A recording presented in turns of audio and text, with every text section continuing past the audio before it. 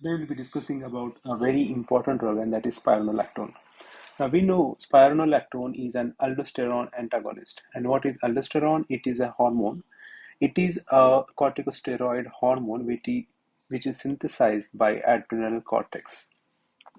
Now, this is a very, very important hormone. The role of this hormone is it acts at distal portion of nephron, and it is implicated in this promotion of sodium and water resorption or absorption. And by this way, it excretes the potassium, and instead of potassium, it picks up sodium and water. That is how it normally increases the level of salt and water. Now, this is very important. In any patient with hypertension or heart failure, they have increased renin, angiotensin, and aldosterone system. This renin, angiotensin, and aldosterone. This A stands for this aldosterone. Now, this is very highly activated. That is the reason why in hypertension patients, in heart failure patients, it very commonly increases the level of aldosterone more than what is necessary. So it causes more and more sodium uh, absorption, more and more water absorption. So just imagine, more is the sodium, more is the water, there will be more of water in the blood vessels, and that is what causes more pressure on the blood vessels. So the compliance of the blood vessel, or this stiffness of the blood vessel, increases over a period of time.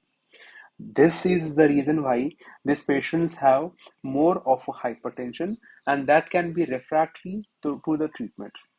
The second thing is this sustained aldosterone expression because of excessive stimulation of this renin, angiotensin, and aldosterone system, which is very commonly seen in patients with hypertension, CKD, heart failure.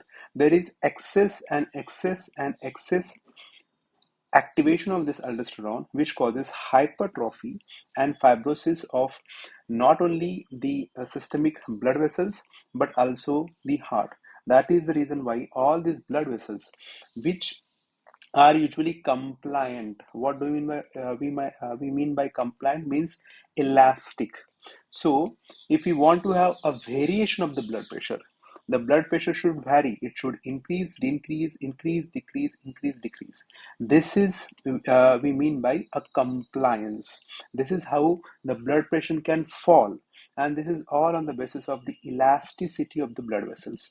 But because of this excessive aldosterone secretion, there is more and more sodium and water retention.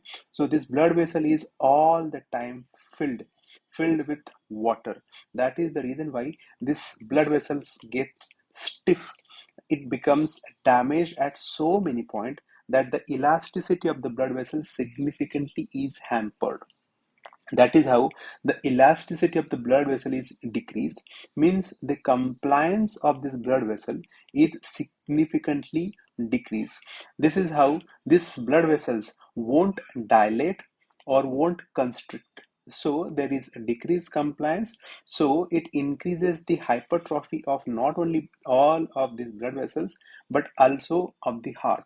That is how it increases or it reduces the compliance of not only the blood vessel but also of heart.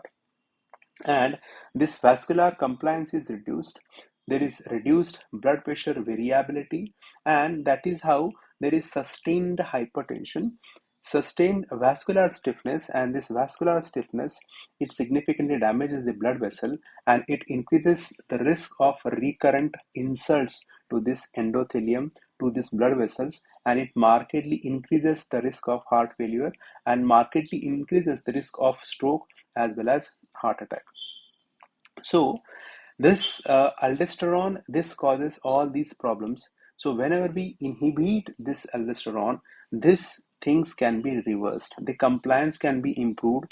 The fibrosis, the remodeling, these all damages which occur in the blood, in the heart, these all damages over a period of months to years, they cause significantly reduced functionality of the heart, and that is how we call it as a remodeling of the heart, because the heart structure and integrity gets changed over a period of months to years of sustained aldosterone activation. That is how it causes remodeling of the heart. So this endothelial cell dysfunction and the baroreceptor dysfunction, because these blood vessels are at all the time, they have significantly reduced compliance. So these blood vessels have high blood pressure at all the time. That is how it causes sustained baroreceptor activation and baroreceptor dysfunction, and that leads to worsening of the heart failure. So, when do we use this aldosterone antagonist, which is spironolactone, is the refractory hypertension. That is the reason why those patients who are on three or more than three drugs, of which one has to be the diuretic, such patients, if they still don't get proper high blood pressure control, aldactone or the spironolactones can help wonderfully, and it can reduce the high blood pressure, especially refractory high blood pressure.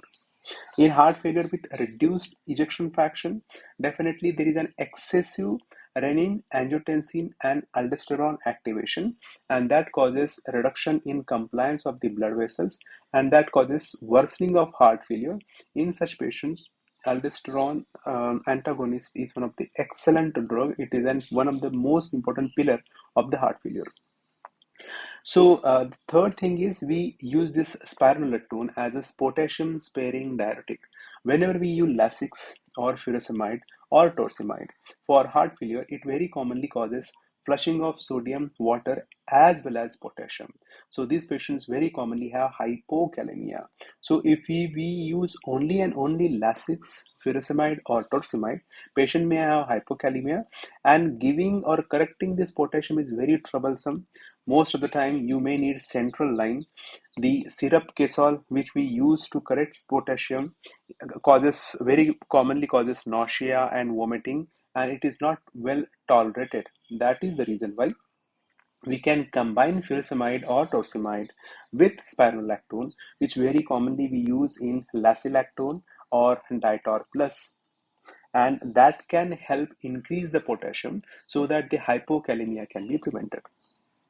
So it's very commonly combined with furosemide. As I said, the lacilactone is usually a combination of furosemide 20 milligram and aldactone 50 milligram. Same is with the ditor plus, which comes with strength of torsemide 5 milligram and aldactone 50 milligram, and ditor plus 10 milligram of torsemide and 50 milligram of aldactone. These two variants are very commonly used.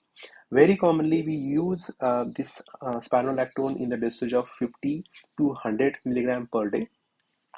If the patient's blood pressure is on a lower side, if the patients have lower blood pressure, lower EF, very commonly these patients may have a systolic of 100, 110, or 120. In these instances, we can use aldactone separately also in spite of the torsemide or furosemide, and we can use the tablet aldactone at 25 to 50 milligram per day. Now, very commonly, as I said, that it very commonly tends to increase the potassium level, and CKD patients, those patients who have high creatinine levels, they do have tendency of hyperkalemia. Hence, if we are using it in CKD patients, we have to be very careful with the potassium. So more than 1.5 milligram of creatinine, you have to be very cautious to use aldactone because of the risk of hyperkalemia. So we have to monitor potassium very importantly, and for hypotension, because if there is hypotension, then it is again going to worsen the heart failure, and there will be increased risk of hyperkalemia. The side of effect of this aldactone or spironolactone is painful gynecomastia. So gynecomastia, it may develop after months after a few months to years of using this aldactone, and it is a very typical of painful gynecomastia. It can be unilateral or bilateral as well. And the second most important side effect is hyperkalemia, for which potassium has to be very carefully monitored. More than 5.5 potassium level, you have to be very cautious, and you should temporarily withhold this drug, and you may restart this drug once the potassium level is preferably less than 5 milliequivalent. Whenever these patients who are on aldosterone, if they have this painful gynecomastia, the aldactone has to be omitted, and instead of that, we can use amiloride in the dosage of 25 to 50 milligram per day instead of spironolactone, with the same benefits as of spironolactone, but without a side effect of painful gynecomastia.